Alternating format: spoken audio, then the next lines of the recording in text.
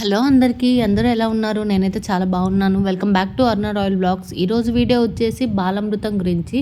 అదేనండి, మనకు అంగన్వాడీ కేంద్రాల్లో పిండి ఇస్తూ ఉంటారు కదా, పాలపిండి అంటూ ఉంటాము. దాంతో ఈరోజు నేనైతే కుడుములు చేసి చూపించబోతున్నాను.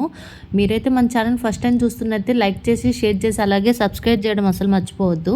నేను అక్క వాళ్ళ ఊరికి వెళ్ళున్నాను కదా, అక్కడ అక్కకి మంత్లీ ఒక ప్యాకెట్ ఇస్తూ ఉంటారు. అంటే బాబుకి 5 years వచ్చేంతవరకు ఇస్తూ ఉంటారు కదా. ఇంకా సో అక్కడి నుంచి మా ఇంట్లో మా హస్బెండ్ ఇంకా లహరి బాగా తింటారు ఈ పిండి. అందుకని నేను 2 ప్యాకెట్స్ తీసుకొని వచ్చేసాను. ఒక ప్లేట్ తీసుకుని మనకు కావాల్సినంత క్వాంటిటీ పిండి వేసుకొని దాంతో నెయ్యి వేసుకోవాలి. నేనైతే నెయ్యి కొంచెం ఎక్కువగానే వేసాను. ఇంకా పచ్చి కొబ్బరి ఉంటుంది కదా, ఫ్రెష్గా కొట్టుకొని దాన్ని మిక్సీకైనా వేసుకోవచ్చు, లేకపోతే తురుముకోవచ్చు. నేను మిక్సీకి వేసేసాను మెత్తగా.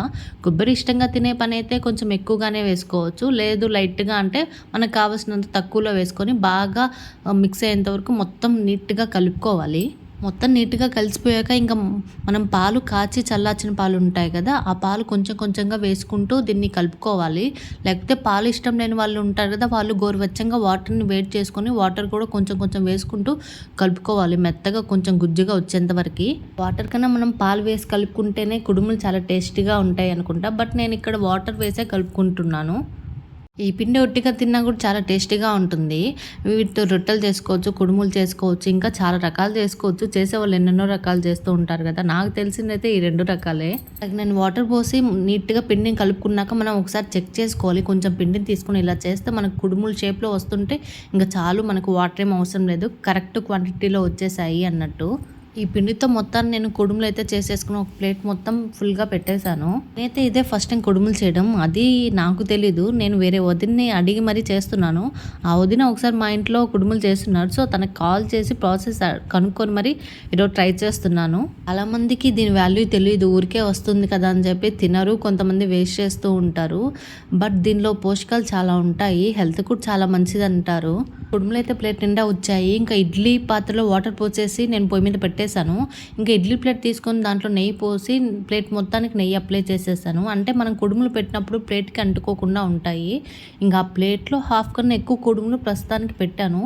తర్వాత వాటర్ బాగా వేడెక్కాక ఈ ప్లేట్ తీసుకెళ్ళి మనం ఇడ్లీ పాత్రలో పెట్టేస్తాము. ఒక 4-5 minutes తర్వాత రిమైనింగ్వి అవి కూడా వీటిపైన పెట్టేస్తాము. దీనివల్ల మనం అవి ఇవి మొత్తం అంటుకోకుండా ఉంటాయి, నీట్గా వచ్చేస్తాయి కుడుములు.